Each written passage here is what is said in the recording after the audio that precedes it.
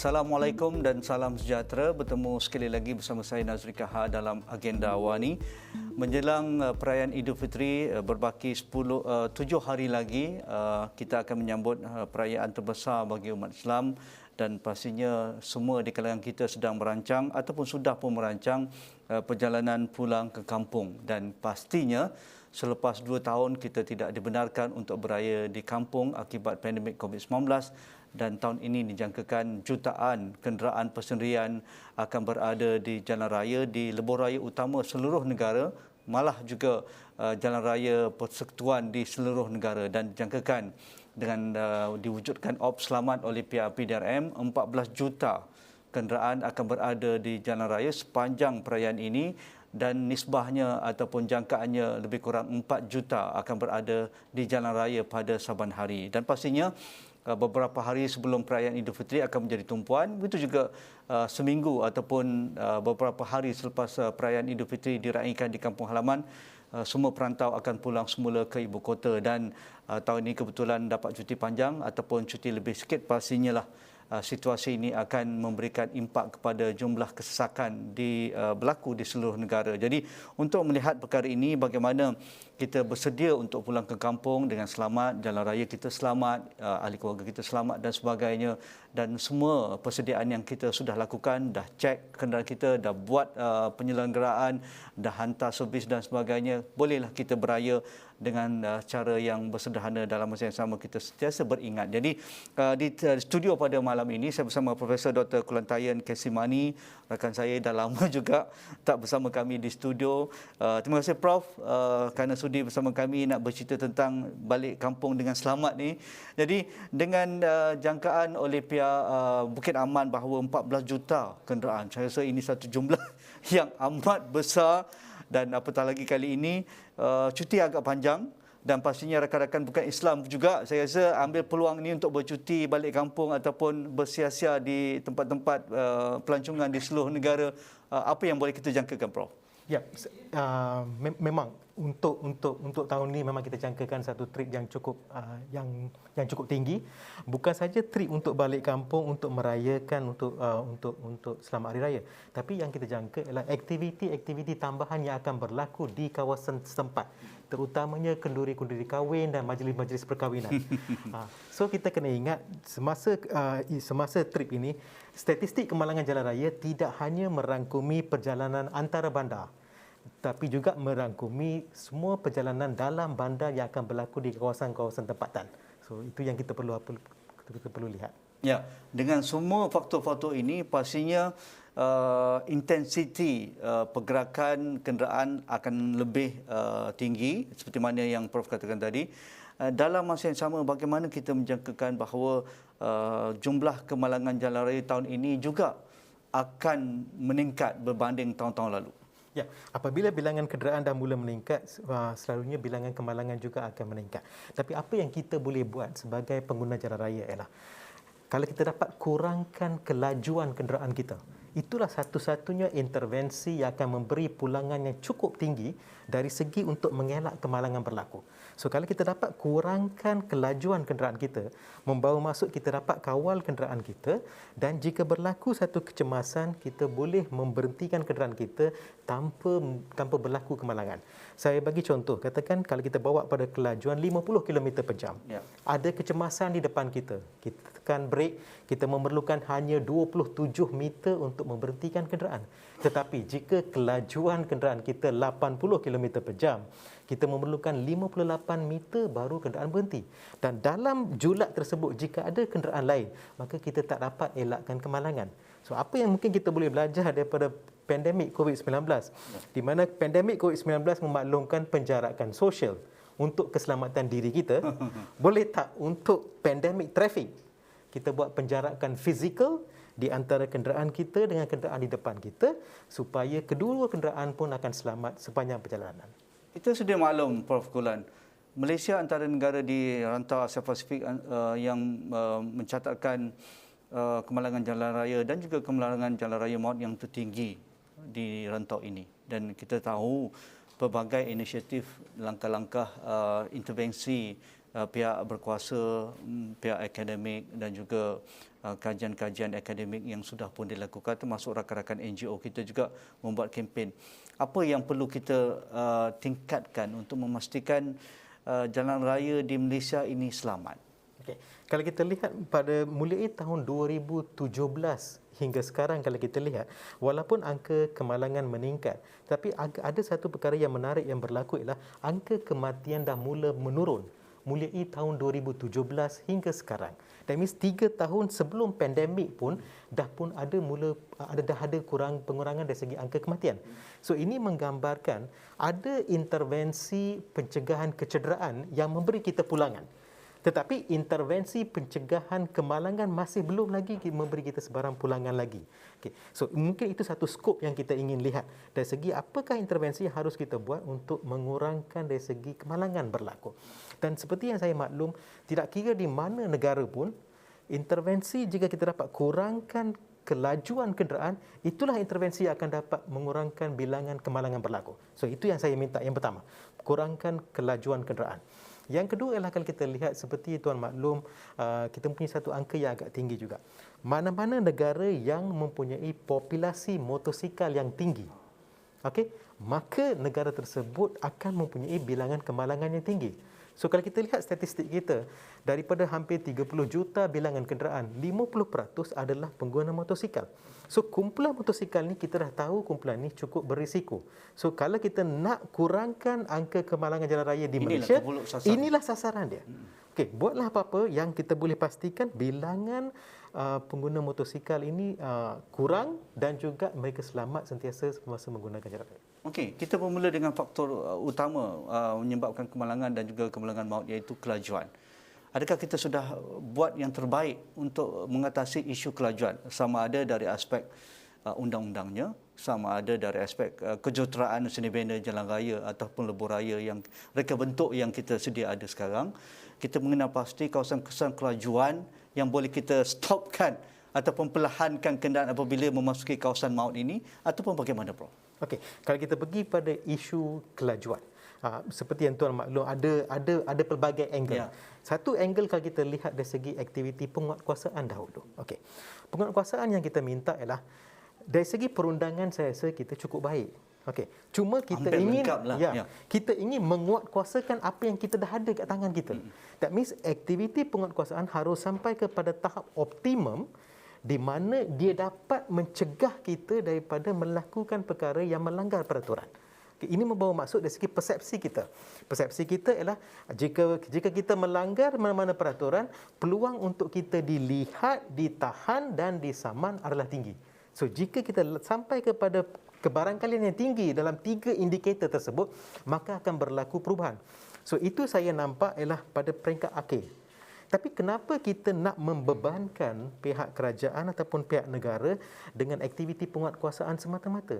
Kemana pergi penguatkuasaan kendiri? Sebab orang yang akan mendapat manfaat sepenuhnya daripada aktiviti penguatkuasaan ini adalah diri kita sendiri. Sebab kalau kita mematuhi had kelajuan, kita yang selamat. Okay. So saya minta di sini adalah penguatkuasaan kendiri haruslah menjadi the main yang pertama. Kedua ialah kemana pergi penguatkuasaan keluarga. Sepatutnya kita yang menegur anak-anak kita kalau mereka menggunakan telefon bimbit ataupun memandu dengan laju, sebab ini akan membahayakan mereka. Dan yang ketiga saya nampak ialah penguatkuasaan komuniti yang sudah mula berkurangan. Sepatutnya dalam kawasan perumahan di mana kemalangan juga berlaku. Okey, dan kemalangan terutamanya melibatkan kanak-kanak lebih berlaku di kawasan perumahan.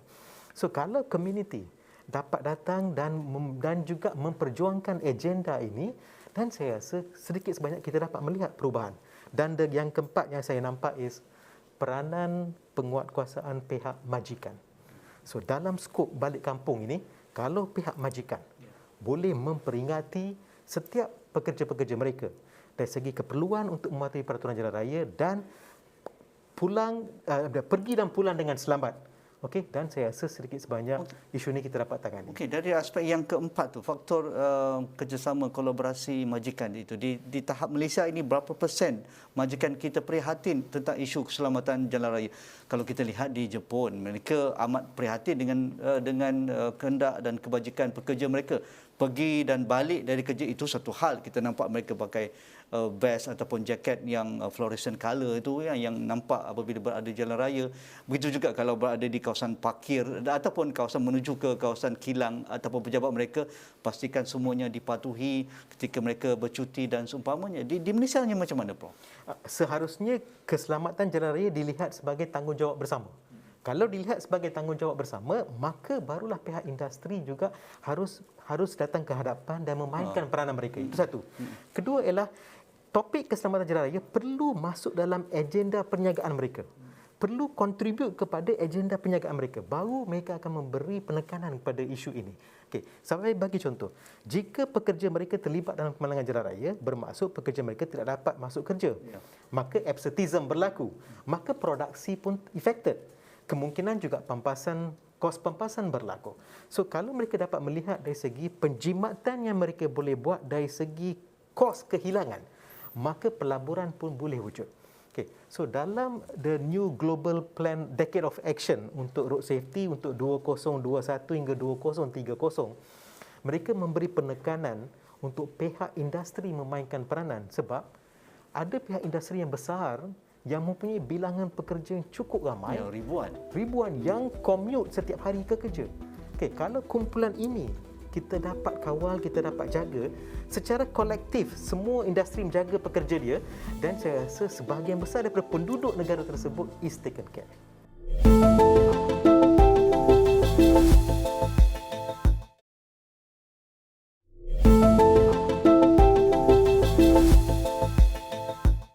Berkaitan dengan pulang beraya ini, kita maklum penyelenggaraan jalan raya menyebabkan kos yang tinggi. Tetapi selepas 2 tahun kita melalui COVID-19 pandemik ini, kebanyakan jalan-jalan raya mula digunakan semula dengan kapasiti seperti sebelum COVID. Sebelum ini mungkin ada lockdown, rentas negeri tak boleh, rentas daerah tak boleh. Nampak setengah kawasan amat suram dengan pergerakan lalu lintas dan juga kenderaan persendirian dan juga perdagangan.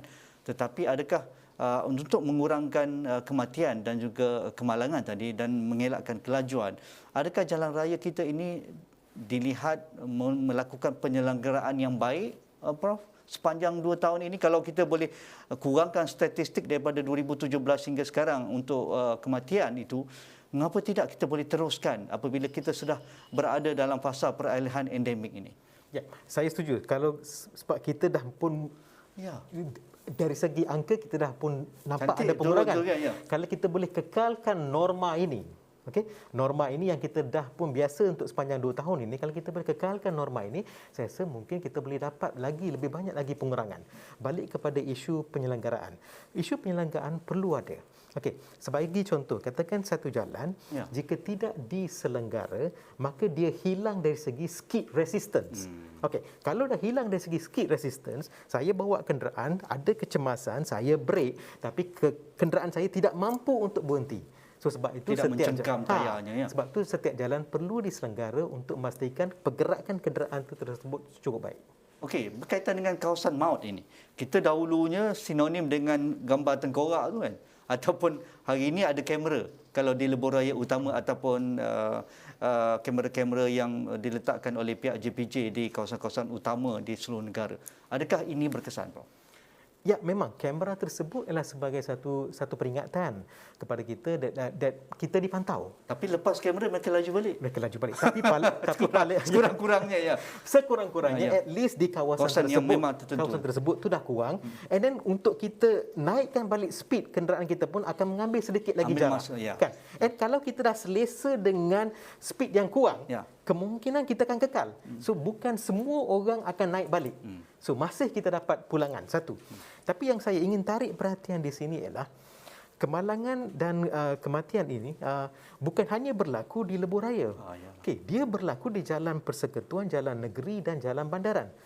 Mana-mana jalan yang tidak ada pembahagi jalan, membawa maksud ada peluang untuk interaksi untuk kenderaan dua hala, okey. Semua jalan tersebut mempunyai risiko yang tinggi. So ini membawa maksud jalan bandaran, jalan negeri ada risiko yang tinggi. Sebab bila tak ada pembagi jalan, ada peluang untuk kita bergerak ke sebelah kanan untuk potong dan kemungkinan pada masa tersebut kita akan melanggar dengan kenderaan lain. Dan dalam semua jenis pelanggaran, langgar depanlah yang paling bahaya. So ini yang kita perlu elak. So sebab tu masuk untuk musim perayaan ini yang kita minta bagi mereka-mereka yang menggunakan jalan yang tidak ada pembahagi jalan lebih berwaspada sebab mana-mana pelanggaran pada yang melanggar frontal collision cukup bahaya, itu satu. Kedua ialah di kawasan yang ada lampu isyarat. Apabila kita langgar lampu isyarat, semua kemalangan tersebut adalah frontal collision.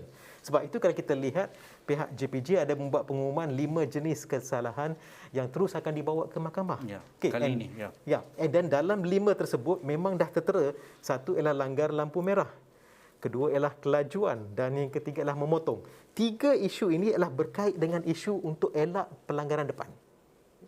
Ya, tentang pembagi jalan, kita sedia maklum tak semua negeri ataupun daerah di negara kita ada pembagi jalan yang jelas. Kalau saya baru pulang dari Johor tu, kawasan daripada Parit Raja ke Batu Pahat tu, saya rasa itu kawasan yang paling berbahaya di Malaysia. Kerana dua laluan, kiri dan kanan, tetapi di tengah tu memang tiada pembagi jalan. Dan kawasan itu kawasan lurus. Daripada Lebuh Raya di Air Hitam hinggalah ke bandar Batu Pahat itu melalui kawasan perindustrian Parit Raja.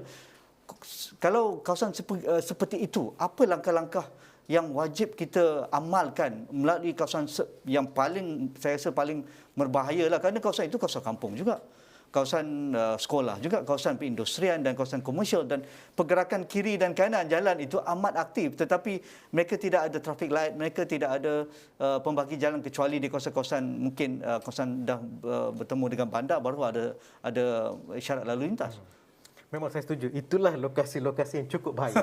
Sebab dia memberi peluang untuk kita membawa dengan laju dan memotong kenderaan dan masuk ke opposite lane. Ya.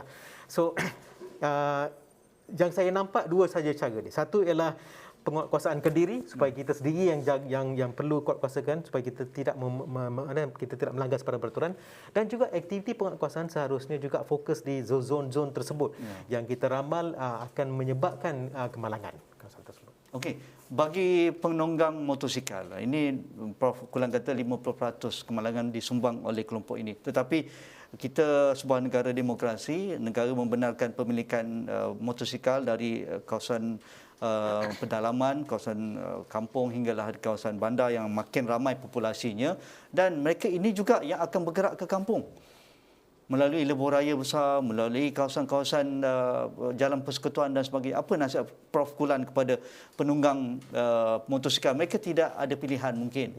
Mungkin di kalangan pekerja, di kalangan pelajar kita, mungkin di kalangan individu dah hantar keluarga balik, tapi balik dengan motosikal, balik ke Kelantan dan seumpamanya. Yang saya nampak yang pertama ialah mereka perlu terima hakikat jenis kenderaan yang mereka gunakan ni kenderaan yang lebih berisiko berbanding dengan kenderaan lain. Itu mereka perlu terima hakikat. So jika mereka terima hakikat tersebut, maka mereka perlu membuat sesuatu untuk kurangkan risiko tersebut semasa menggunakan kenderaan tersebut. Sebab kita kena terima risiko dia adalah saiz yang kecil, agak sukar untuk kita lihat, dan bila dia bergerak dengan pantas, kemungkinan besar terlepas pandang. So kalau mereka boleh pakai jaket pemantul cahaya ke atau pakai pakaian cerah ke, supaya peluang untuk kita lihat dia satu nampak mudah. Satu. Kedua ialah kalau boleh mereka kurangkan kelajuan. Yang ketiga ialah kalau boleh kenderaan motosikal ni tidak digunakan untuk perjalanan jauh. Tapi gunakanlah untuk perjalanan yang dekat.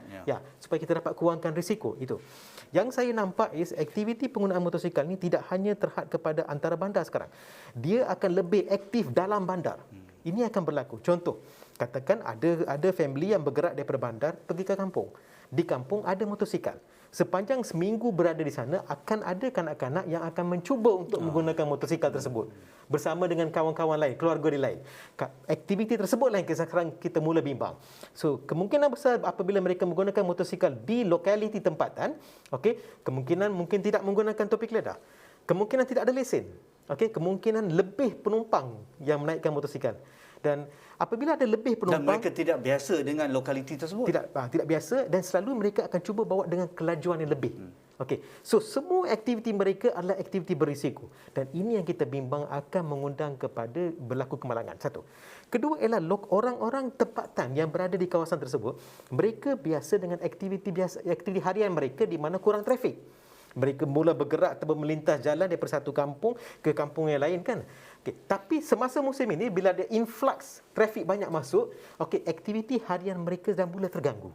Kalau mereka dapat adopt agak selamat. Kalau mereka tidak mampu untuk adopt, kat sana juga berlaku risiko dia. Okey, berkaitan dengan kenderaan yang mempunyai lebihan muatan. Ini kenderaan besar, kenderaan lebar, kenderaan panjang dan kebanyakannya kenderaan komersial. Pihak berkuasa sudah menghadkan pergerakan mereka sepanjang seminggu ini menuju ke Idul Fitri dan juga kembali semula ke Kuala Lumpur. Tetapi kita tahu banyak lagi yang dibenarkan.